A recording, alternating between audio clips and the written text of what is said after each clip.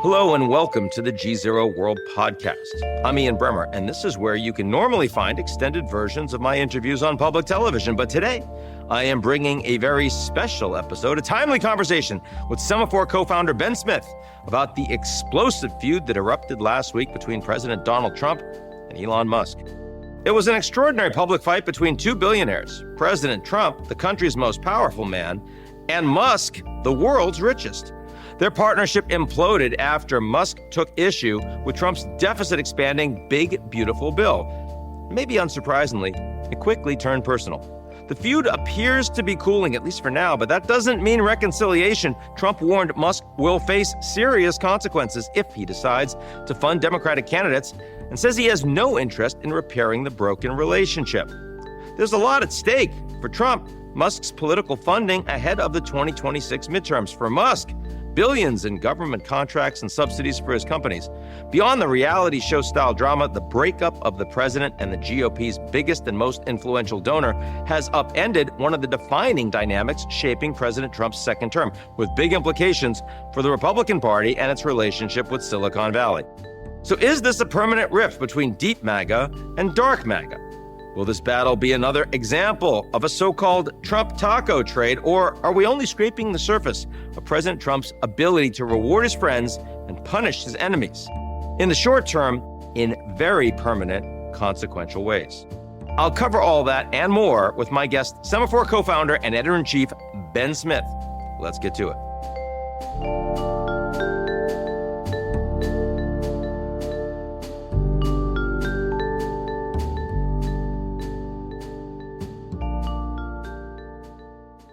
Ben Smith, good to see you, man. Good to see you. Thank you for having me. So much happening right now. And the Elon-Trump relationship, such as is what I really want to explore with you. When you saw the public nature of all of this, you were surprised, you were absolutely, of course, this was coming. What was the first reaction? I mean, I'm an editor. And so my first reaction was to try to figure out what was happening behind the scenes. And then as so often with this administration, you realize it's all just playing out in public. There was no behind the scenes. Exactly. At all. Nope. Right? Everything we saw was what they were seeing. They were just two men sitting, posting to their parallel social networks, attacking each other. So when one of the most spectacular political news stories happens and literally there is nothing for you behind the scenes, there's no story behind the story. Yeah. How does that affect the way you do your job? Right. I mean, it's like covering a stage set. Like you go through the door and you're just on the other side of some plywood wall and there's nothing there. And so, so I think the media, we can do two things. We can try to help understand it as we're doing here. And then I think the difference between the Trump show and programming on, NBC and CBS in primetime is that it has consequences. And you can find and report on the consequences in the world of the decisions he's making. But it is almost uniquely an administration in which what's happening in front of the scenes is so much more interesting than what's happening behind the scenes. Why didn't Elon realized that this was a really bad idea, going after the president of the United States, who he's just given $250 million to and spent all of this time saying how much he loves him? Why do you think he couldn't handle that? I mean, Elon seems to have a lot of different forces driving him, but certainly including what plays well on X. And he, I think, felt some obligation or sentiment that he had to stand up for himself on the internet. He had to post. He couldn't just be chill.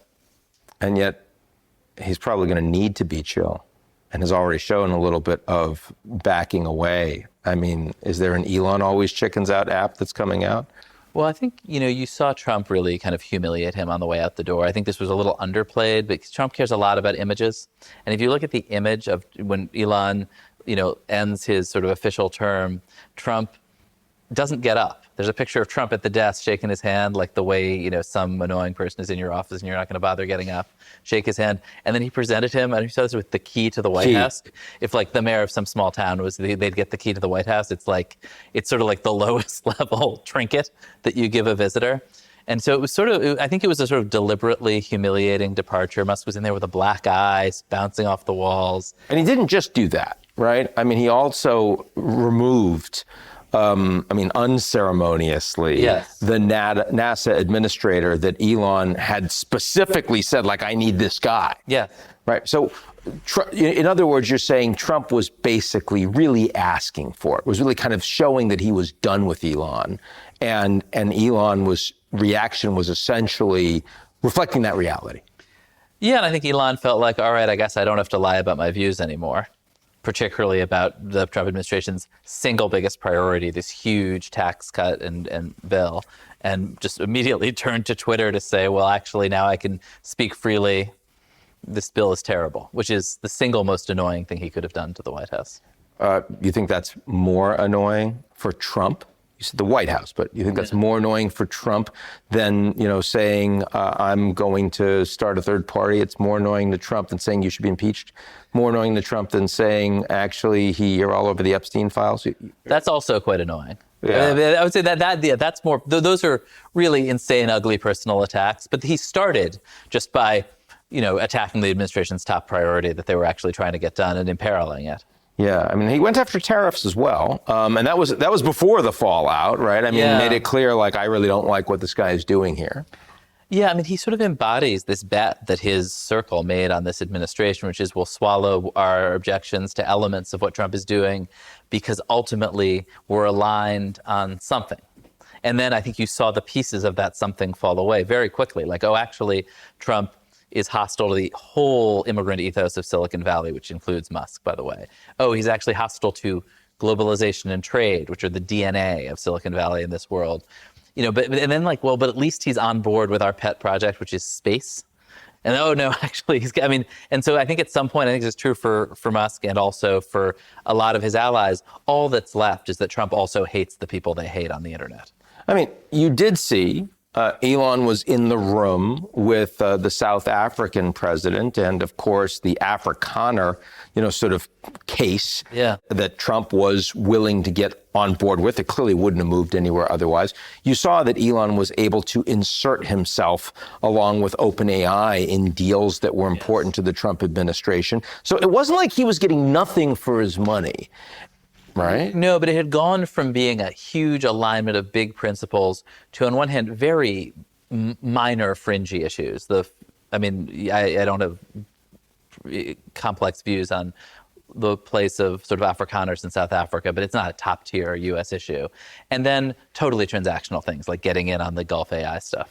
But totally transactional things are really important, and people pay a lot of money for totally transactional things. No, Musk has managed to also imperil that now. Yeah. And I mean, his role at Doge was not insignificant. I mean, they shut down USAID. They've gotten rid of 10% plus of, employees in the U.S. government. I mean, that's a lot more than most people have ever said they've accomplished in administration. Do you think it's fair for Elon to feel like really he got nothing out of this?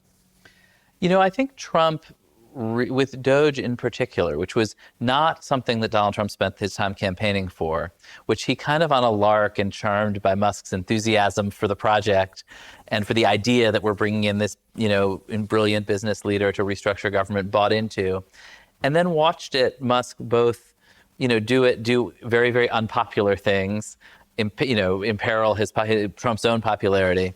And then, later it's been reported that Trump was asking his aides, hey, wait, was this Doge thing BS? Because they didn't come anywhere near the kind of spending cuts that Trump wanted. What Musk was able to accomplish was programmatic attacks on liberal priorities, particularly USAID, that it doesn't take a engineering genius. It just takes a kind of blunt force political will. But one could argue that no one did more anti-DEI over the last several months, which Trump did want and did campaign on, than Elon. Right, and these were aggressive programmatic spending cuts. They weren't government reform. They were just stopping doing things that Trump didn't want to do. But I think they did not ultimately find any waste, fraud, or abuse, and it doesn't look like government spending is on track to go down. They did, some very, very polarizing, highly partisan programmatic cuts that Trump likes, and didn't really find government efficiencies in a meaningful way. So broadly speaking, what does this tell you about kleptocracy in the U.S.? What does this tell you about oligarchy in the U.S.? I mean, here's a guy that came out, and I mean, in some ways, the thing that I thought he did that would be most offensive to Trump was say, if it wasn't for me, you wouldn't be president. Yeah. Because that's about as core to Trump as one can get. So I bought this presidency for you, and now you're showing ingratitude. Does that tell you more about the American political system or less? I mean, I think Musk is wrong, and Trump knows it. And that I think, the thing that, and this is your field, not mine, but you see all over the world, is ultimately in these situations, the power is with the political figure, not the oligarchs, and that these and the powerful political leaders can bring oligarchs to heel and can force them to do what they want. And I think that's as Musk is sort of in retreat, as his allies, by the way, are kind of cowering. One of the sort of amusing subplots of the week is that the All In podcast, which is their main mouthpiece, didn't release an episode because I think they're so stressed out about they don't know what to do. Yeah. Right? I mean, if you're David Sachs, what advice would you give AI advisor, All In guy, very, very close to Musk, not Trump personally? What advice do you give him right now?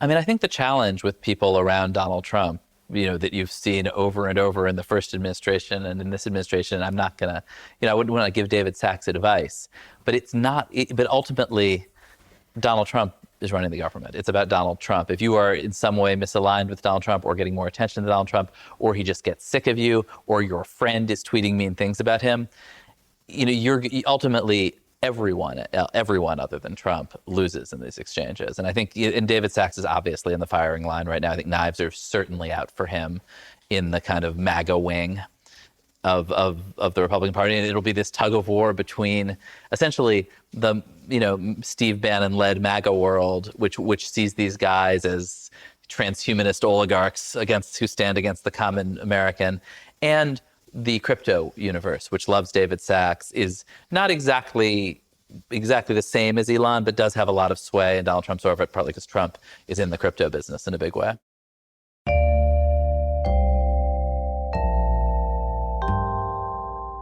The GZERO World Podcast is brought to you by our lead sponsor, Prologis. Prologis helps businesses across the globe scale their supply chains with an expansive portfolio of logistics real estate and the only end-to-end solutions platform addressing the critical initiatives of global logistics today. Learn more at prologis.com.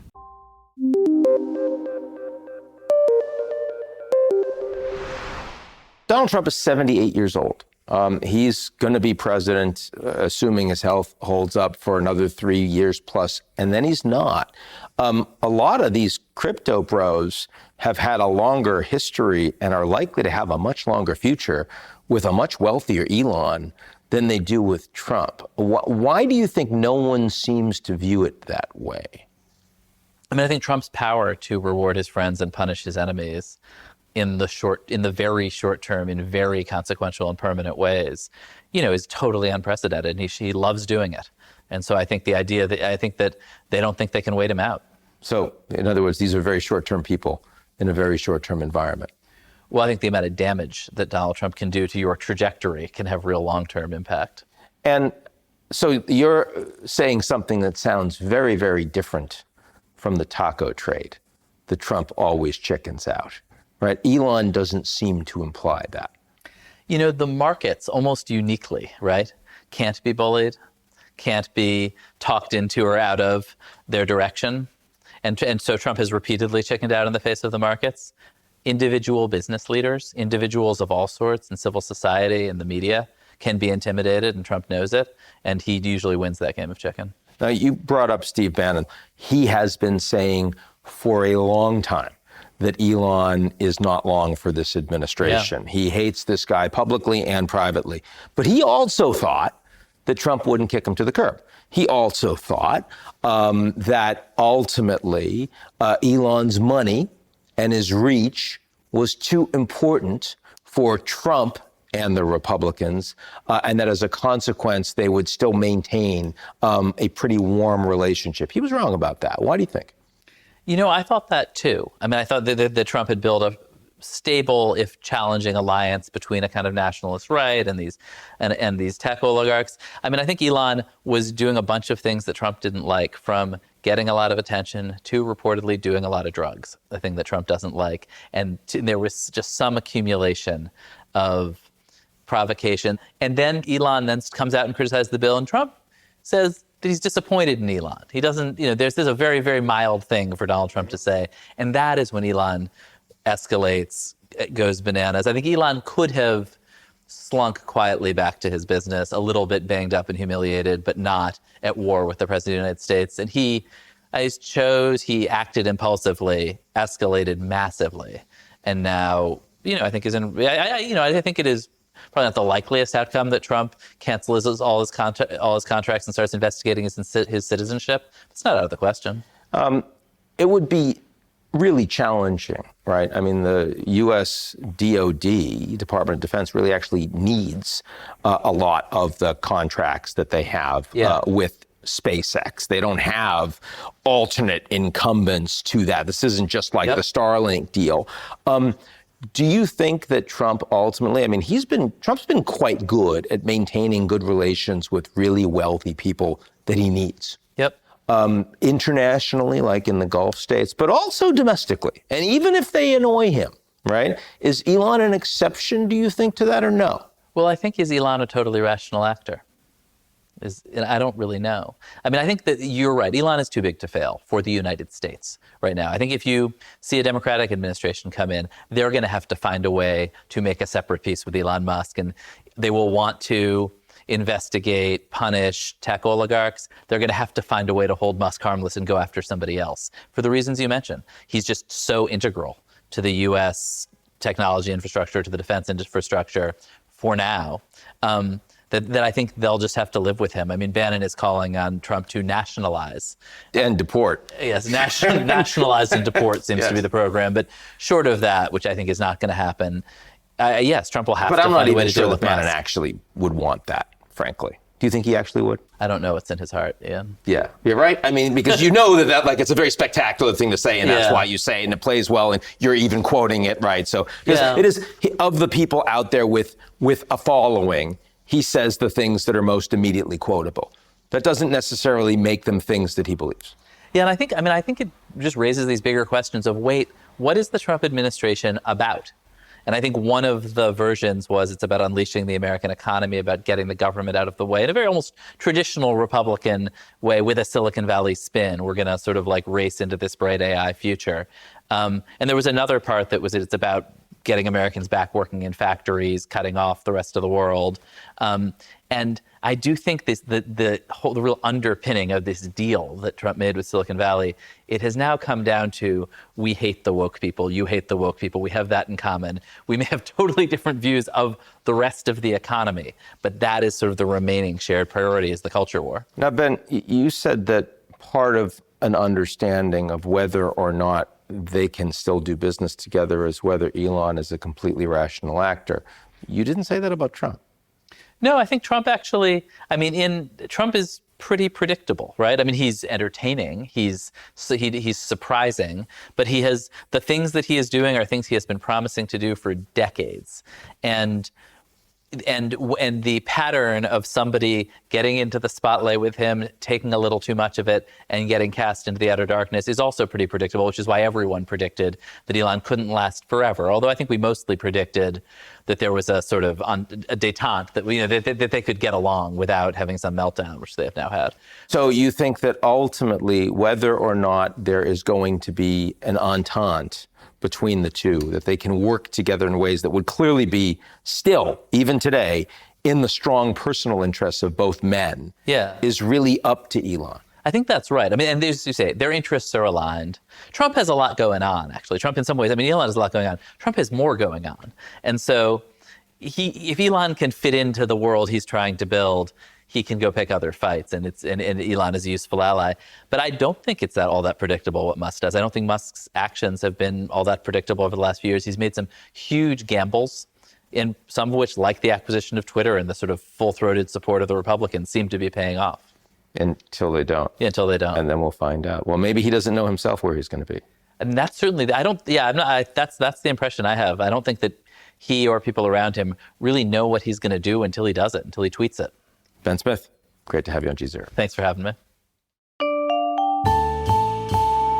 That's it for today's edition of the GZERO World Podcast. Do you like what you heard? Of course you do. Why not make it official? Why don't you rate and review GZERO World? 5 stars, only 5 stars, otherwise don't do it. On Apple, Spotify, or wherever you get your podcasts. Tell your friends.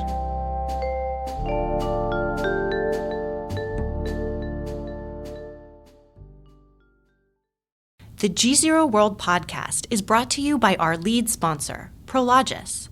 Prologis helps businesses across the globe scale their supply chains with an expansive portfolio of logistics real estate and the only end-to-end solutions platform addressing the critical initiatives of global logistics today. Learn more at prologis.com.